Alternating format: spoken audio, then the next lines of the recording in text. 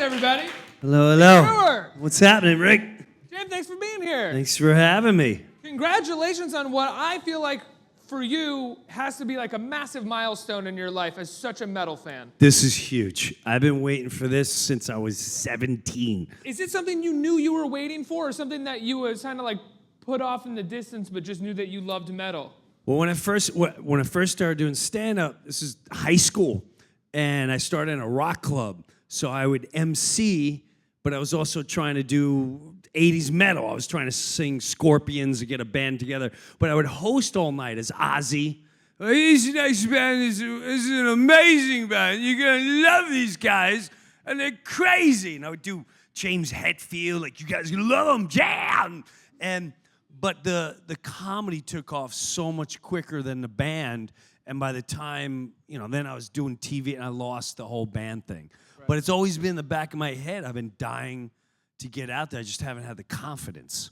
So now you have this album where I think I said to you in the green room, you've been able to take all these impressions that you've done for so long and sort of meld them into your own voice as a singer. I remember a few years ago, I think one of your last specials, you talked about how you couldn't listen to metal in the house anymore because you had little kids, right? Yeah, it's a little hard to listen to 666, the number of the beast, and Highway to Hell. And the second grade teacher's like, your kid's talking about devil and Highway to Hell. Kid's got a warped perspective on humanity already. I'm not sure what's going on in your house, but so yeah, it's just that music out there.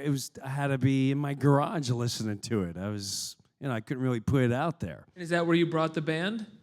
I got the band, and then the band started years ago. The actual band started, I'm going to say, around 99, 2000. I would tour with a band doing stand-up comedy.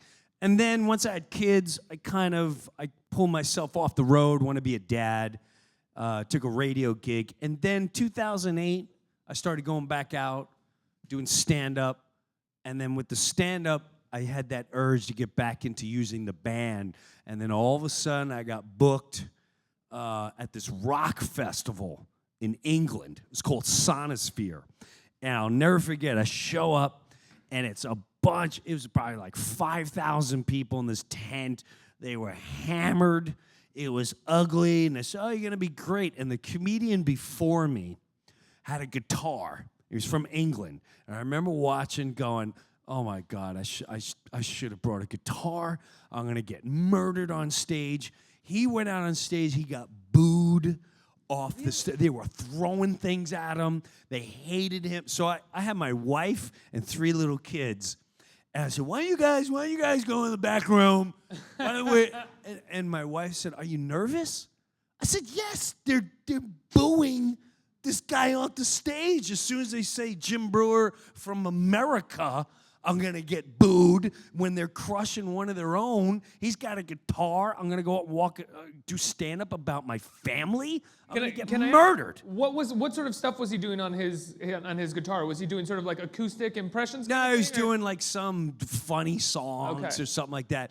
And my wife goes, don't you remember all the stuff you used to do with the band and the impressions? It's a rock festival. Go out there and do all that stuff. And it was like a movie. When I just looked at the crowd, I looked at her and went, that's freaking genius. And I walked out, and the bands were Metallica, Slayer, Anthrax, Megadeth. And I just went out, and they immediately booed me. Ladies and gentlemen, you're going to love this guy. He's from the States. Boo! Boo! Please, he's on Saturday Night. Boo! In the movie, boo! Jim Breuer. And I went out,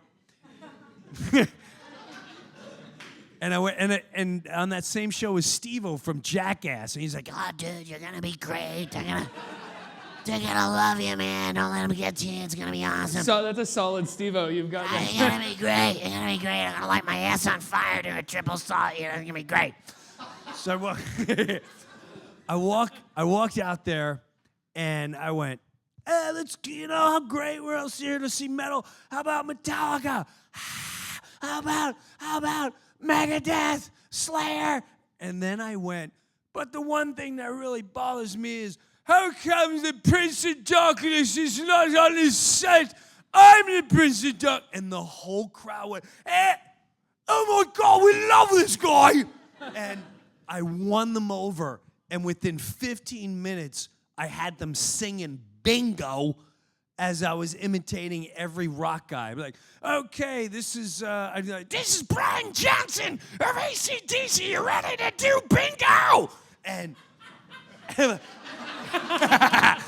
that's when you know you kill him, when the camera guy starts Casey's cracking. got the greatest laugh known to man. Like, I couldn't imagine a better laugh to have near this stage. So I went out like, a new farmer had a dog. Bingo was his name. Oh, his name was... And so I took all these drunk savages and I had them singing bingo. And when I left the stage, that's when I went, can you imagine if I had a band doing this? And then we got booked for a German festival. Wacken Open Air, all metal. I'd never seen anything like it. You show up and like, this is the metal hotel. This is metal security. If you like metal food, the metal food craft is there. And I crushed with the band. And then Metallica asked us to be on their festival. Okay. And it was in Atlantic City. And we played, had the band. Couldn't see the end of the crowd. And they were going nuts because I would mix stand-up stories and I would mix it with rock hooks. So we finished the set. The next day, there was more people. And when we would hit those certain bits, the crowd would start chanting, like, this is what we were talking about yesterday. And that's when I realized, like, I gotta make a record. But it can't be corny. It can't be silly. It's got to destroy, so I can mix everything I ever want to do, stand up and all that jazz, and then I had to figure it all out after that. And that was like 2011, 12 when this whole plan started. Did you ever waver on the idea of doing songs that were about your life that are not necessarily in terms of what they're about, typically metal? Did you ever waver on that idea, or did you know that you had to go in and do songs that were like about your life and not like, old Metallica or old Anthrax songs or old Slayer songs like Rain and Blood or anything like that? Yeah, no. I found myself as a comic probably 8 years ago, meaning I'm a father, I'm a husband, I'm married 23 years, I have 3 daughters, elderly parents that I take care of. And once I found that voice on stage and was able to talk about that, I knew making a record, I'm not going to go out there and pretend I'm a rock star. I'll let that for the real musicians, the real rock stars. If I'm going to make an album, I want the music to sound like it's top-notch 80s hard rock, metal, old Van Halen, crunchy, but a little bit of a smile. Van Halen had a smile in their music. Jump! Yeah, go ahead and jump. Have you seen Junior's grades? In the cradle, we're at, wow! So, you're coming on the road with me. And so, I knew if I can take that same vision, talking about my girls, being a husband, just things in my life, and now make that into the record, then all would change. Right down to the look. Mm-hmm. It took me forever to go, what, do I dress like an 80s metal? How am I going to look?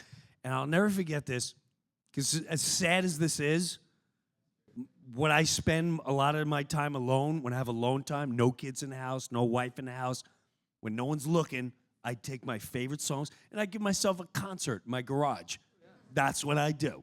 And so I'm in San Francisco in a hotel room, and I'm alone waiting for the show. I got my headphones on. I'm listening to my music. I had gym shorts because I just came back from the gym. Had high-top sneakers, T-shirt, and a leather jacket, sunglasses, headphones.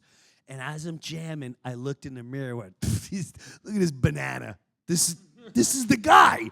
This is the rock guy. And that once that came into play too, it all made sense from there. I'm curious. You said you think you found yourself as a comic Yeah. about 8 years ago. This is after having a really successful career on SNL. One of the most known players on SNL in the time that you were there. Did you feel like you didn't have a voice then or know your voice at the time? Well, it's not that I didn't know my voice. It's stand-up wise, people walk around like, hey, man, Right. it's the goat guy. What's going on, goat man? You sort of had default hits at that point. Almost. Sure. Yeah. I had some nice hits. I have my Walk This Ways. Half Baked was huge. But there was a moment that changed for me. I was in my town, and we would have Father Night, where a bunch of fathers in town, we go to a restaurant. We hang out every Wednesday night for 2 hours, have a beer, whatever. And there was a woman there, and she goes, oh, you're that famous comedian guy in town. Well, I'm not really famous. She went, no, you're that famous guy. You're like into drugs, and you're really blue and stuff, right? I went, no, what are you talking about? She goes, you're like, everyone knows. You're like the druggy blue guy. And I went, what? Blue is in sad? Dark. Okay. Dark and dirt. And I went, have you ever Part of the Blue Man Group or something. Yeah. And I said, have you ever seen me? She goes, no. I said, you've never seen my stand-up? No. Then what? She really pissed me off. Yeah. But that moment made me realize if she thinks that, who else thinks that? Who else thinks I am Brian from Half Baked, and I'm just walking around with, hey man, you wanna have some eggs and cheese for breakfast? Like what? Who? Like that really bugged my head out, and I knew from that moment on, I didn't really want to do TV. I didn't want to do anything that controlled what people thought of me. Right. So from 2008 on, I started a whole new career, going back out and doing stand-up, and I only put out what I wanted to put out. I put a documentary out about taking care of elderly. I put out 3 comedy specials. It's all family and stuff like that. I wrote a book, and then now the record. And so over the last 8 years, people kind of change in their perspective. Although I don't want to erase anything that's happened. I'm really proud of everything I did on SNL, and I love Half Baked. I get another 38 cents every time that runs. So Kids, how old are your kids right now? 17, 14, 11. Has your 17-year-old seen Half Baked yet? I'll tell you what, when she was 11, I'm on the road, and she FaceTimes me, right? and she's with her friend. She goes, Dad, I'm with Maggie. Yeah, hey, Maggie, how are you? She goes, you're in a movie? I go, yeah, I was in a movie. And she lifts it up, and she goes, a rated R movie? I said, yeah, it was a rated R movie. She goes, you look really weird on the cover.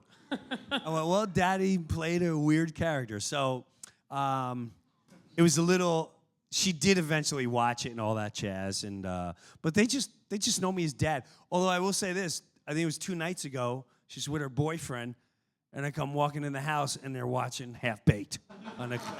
So I went, oh, great, it's another 38 cents. But your poor daughter, the boyfriend was clearly like, wait, your dad is the guy from Half Baked? Yeah. Can we watch it? Yeah. Fine, I gotta watch my dad again. We're gonna do this. Are you a performer around the house with your kids? Does it come out of you as a dad as well? Or are you able to sort of save that for the stand-up, save that for when you're alone in the garage and just sort of be a down-to-earth dad? Or do you just sort of... No, I'm a dad, but I'm also I keep it a clown. We keep it light in the house. Our whole family, if you can't be funny, then you can't be part of the family. If you take yourself too seriously, you got to get out of the house. You got to get out of the house. I don't know what to tell you. If you need humility in life, that's the only thing that's going to get through pain, through hard times. If you don't have that, you're done. You're done. You have to laugh at yourself. And it's a very strong thing in our household. Did you ever have a moment in your life where you needed humility, where humility struck you? Oh, my God. Yeah. There's been a billion times. You know, I've always been very blue collar, and I'll tell you a moment that was so tiny. My friend brought it right back to easy. I have plenty of humility, trust me. I don't even know where to begin. But little moments, for instance, when right before Saturday Night Live, I was doing a show. It was me and Dave Chappelle. We were in the cover TV guide. It was a show called Buddies. And we were airing right after Home Improvement. We already filmed, I think, 2 episodes. The premiere was coming on. The commercials were on. And I flew out my best friends that I grew up with. And they were totally white trash in my hotel out. They were in the mini bar. They were ordering limousines, stuff like that. So the 3rd episode, we stopped right in the middle of reading. They said, hey, you know what? We're going to hold up. We're gonna do some heavy rewrite. We'll be back tomorrow. Jim, call time tomorrow, 10 o'clock. Dave, 10 o'clock. I went back to my hotel. They're all excited. Like, oh, let's go out now. It's going to be great. Manager calls up. Hey, why don't you come to my room? Something's going on. I went down there. He goes, yeah, you and the show aren't going on. And I said, whoa, you mean the show ain't going on? He went, no, you're not going on. They just got rid of you. And I went, what? Now, and this is going somewhere. The funny part is you don't think about little things like your mom going, you listen to a message and your mom going, so we have the entire Elks Club on we're going to be waiting on Tuesday night. The place is packed. There's 300 of us. We're going to play bingo after the show. It's little things like that. But I went down to my room. I'm devastated. The commercials are still running. But I always kept simple life and humility. My best friend, I show up in my room, and he goes, what's wrong? Something's wrong with your face. I said, they just fired me. He went, can they do that? I said, yeah, they just did it. And it's really silent for about 5 seconds, and he goes, well, we got to go out tonight because you ain't got a job and you ain't got to get up in the morning because you got fired. And I have to say, that was such a healing, awesome moment for such a powerful, I was so humiliated. Yeah. But that's on a minor scale. But humiliated? Yeah, I've been plenty of times humiliated. Can I ask what ended up, you said you got fired, but did the show go on or anything? The show did go on. With Chappelle? Did you say yes. Chappelle was? I think it only lasted 2 episodes. Oh, okay. And then that's when I got Saturday Night Live like 6 months later. Mm-hmm. Yeah. I imagine at SNL, it's a consistently humbling experience because it's an up and down roller coaster there with getting sketches on air, having sketches work, having sketches not work, dealing with Lorne, dealing with all the writers. Lorne was the easiest. Lorne, once in a while, Lorne would give a little advice to me, and it would be, I wish I wasn't as young in the mind because everything he told me was right on. And years later, I go, oh, darn it, he told me exactly what I should do, and I didn't get it at the time. Lorne was brilliant, I have to say. But the grind of competing, the grind of people coming at you real hard, wanting to take your material,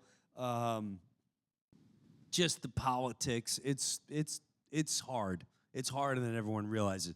I root for SNL cast members all the time. I don't like when people, you watch Saturday Night Live, it's terrible. I say, you know what? They'll be fine. They always find a way. Oh no, I mean, if you like comedy, I have to say you sort of have to keep up with Saturday Night Live a little bit. I was watching something the other day, and a character in a movie referred to it as the Olympics of comedy. It's the only live event every other week where like the best of the best, or those that we know as the best of comedy, have to compete at the top of their game in a live show. It's almost impossible. You're right. That's a great analogy. It's an Olympic event for comedy. It's not mine. It's Mike Birbiglia's in his new movie. That's great. That. Yeah. Sorry, I don't want to. I should have known Mike would come up with that. Yeah. Yeah. But no, that's dead on. I mean, you are top of your game, and even when you're on the game, you got to knock it out of the park on live TV because you only get that one shot. And even then, you're reading a cue card, and you have to read a cue card because they change the lines all the way up until you're ready to go live. So you have to kind of look like you're not reading and be funny. And it's anyone that's been on there, I have so much respect for. How long did you do SNL again? Was 3 it- years. You did 3 years. So when Yeah. you finished SNL, I mean, the way that you talk about it, an incredible experience, but also, politicking, and it's really competitive. Did you feel like you kind of had to take it easy a little bit? I was wiped out. I went from, there's the Buddies show with Chappelle getting fired from that to another pilot where they got rid of that, and then another show where, hey, you're picked up, and then, oh, wait a minute, we're not going to pick it up. So it's a constant tug of war, and then SNL, I tried for it. Oh, they don't want you. Oh, you know what? They might want you. Okay, you know what? Yeah, go try it again. They don't want you. Oh, wait a minute. They might want you.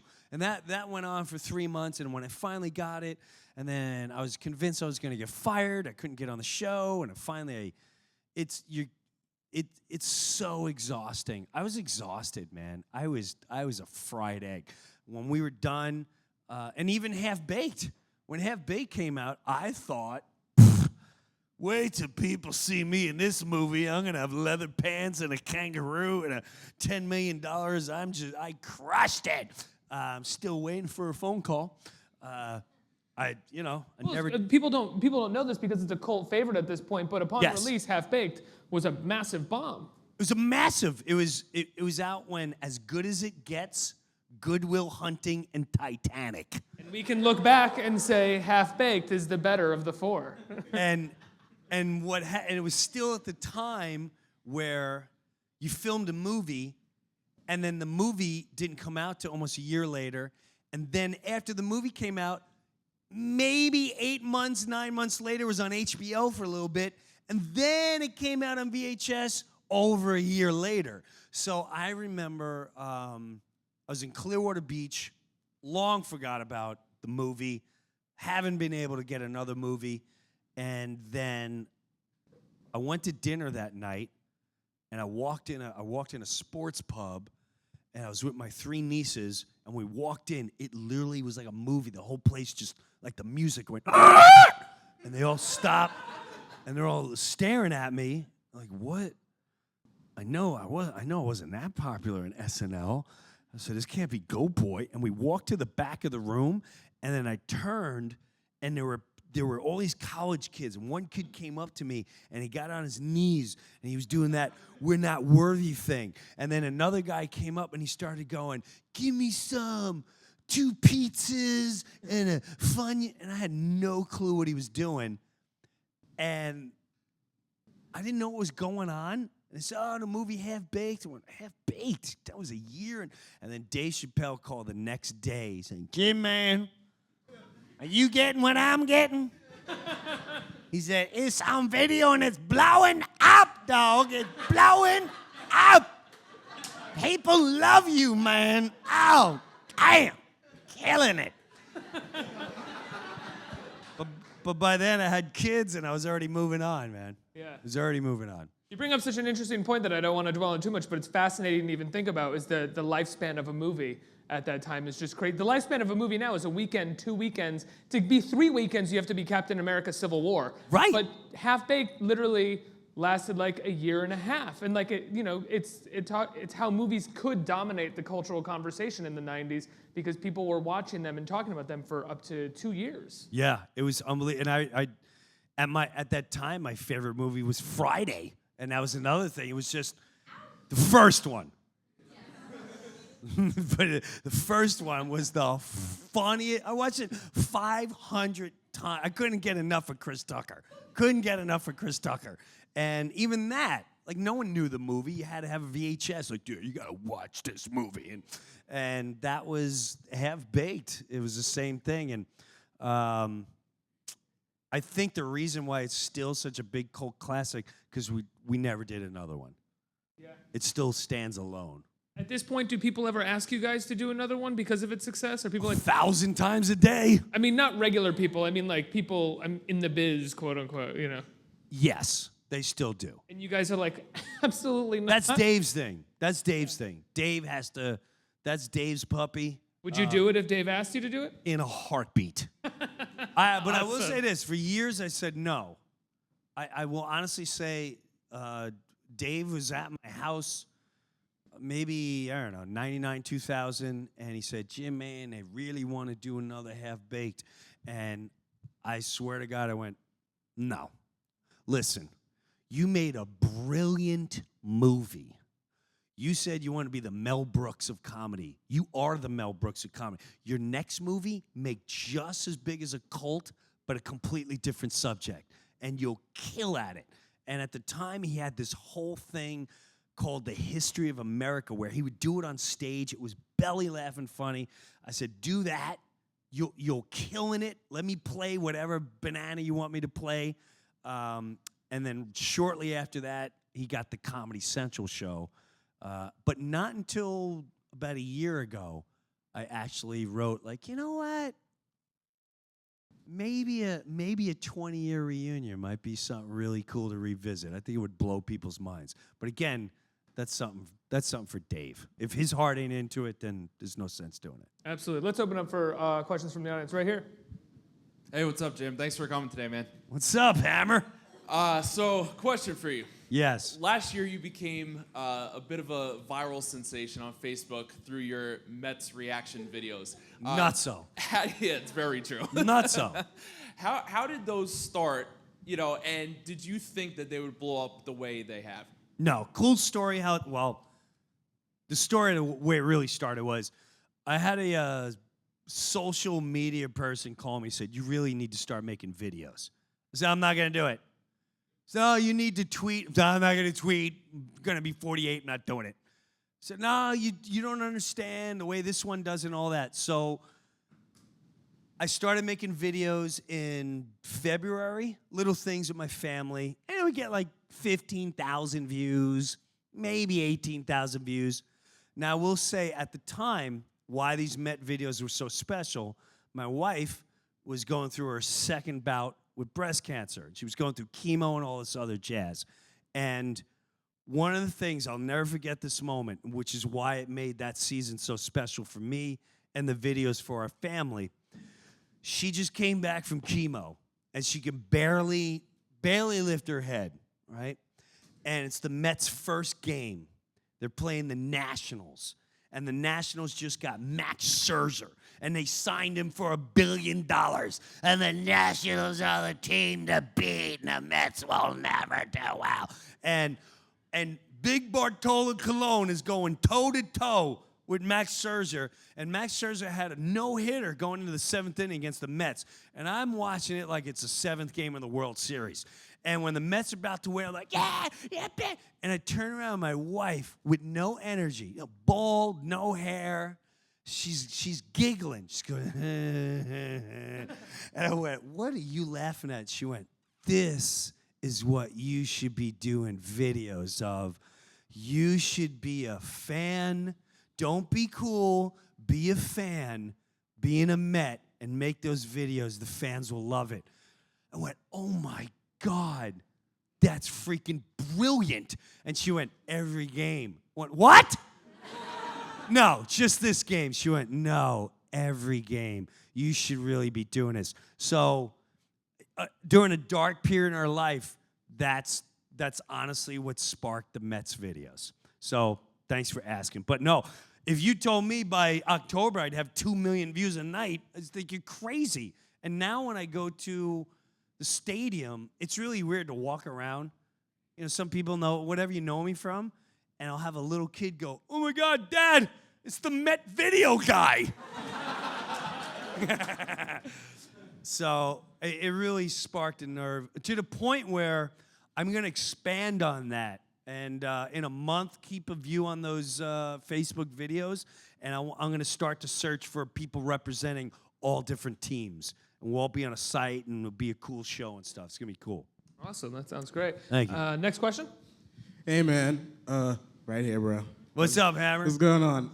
I'm actually a really big fan. I used to be I used to listen to the ONA show and listen to your talk about your family, and it's really cathartic listening to it when I deal with my own fucked up family. Anyway, I heard a lot of your music through the ONA show or the ONJ show now. Yeah. And I was wondering, from that place, have you grown musically in terms of how you write music or arrange music or even track listing?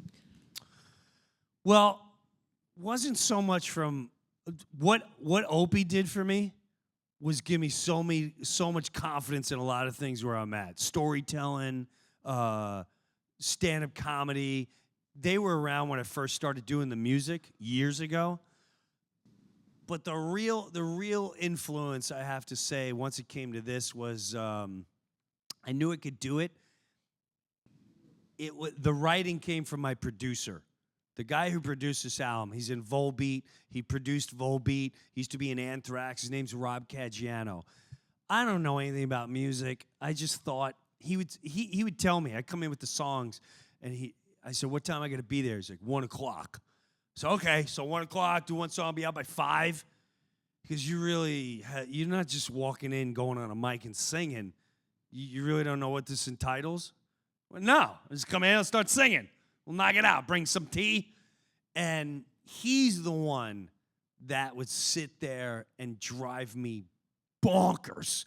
He'd make me rewrite one line for 3 hours. He'd teach me how to write. He go, what you're being like everyone else. Try to say something where everyone can relate to here. He taught me how to write a song, how to put together a song, what a chorus is, all that. Rob Caggiano is really the guy that changed my life with this whole music thing, to be honest with you. But and Opie and Anthony changed my life with so many other aspects of my life. They were huge, huge for me. One more question right here. How's it going, Jim? What's up? You are absolutely hilarious, by the way. But, Thank you. I'm curious, how do you decide what jokes make your specials and which don't? I work them out for almost a year. Like a band puts out a record, then they tour it. A stand-up comedian, I'll tour the material until I got a tight hour, and then I'll film it. So I tour it, then film it. So I know well in advance what I'm going to be putting on the special. So it takes me 8 months to a year before I'm ready to film a brand new special. How tight is your hour when you get into that special? At a certain point, are you still playing on stage, or do you find when you get to that hour and you're shooting the special, you're almost like word for word know exactly what you're doing? Well, my biggest problem is I'm not a word for word guy. That repetition drives me nuts, which is one of the problems I had with music. Music, you have to be repetitious. You're going on a time. You're going on a click. That drives me nuts. So I had to get really disciplined. So when I come into a special, I have such a hard time with the exact bit, the exact setup. So what I'll do is I'll pretty much work it out to the week of, and I'll do maybe one show 2 or 3 nights before. I don't like working anywhere close to 2 or 3, 4 nights before the special, so it feels like it's the first time doing it. Jim, is the album out right now for people to hear? The album comes out May 27th, this 27th. Friday. You can listen to it free on Pandora Premieres. It's going to be everywhere. This Friday, if you're going to the Mets game, I'm throwing out the first pitch. All right, that's awesome, man. Yeah. Congrats. Yes, it's 86 night for the Mets, and they're also going to be playing a little clip of one of my songs. Awesome. Jim, thanks so much for being here, man. Thank Pleasure you. to talk to you. Thank you. Thank you.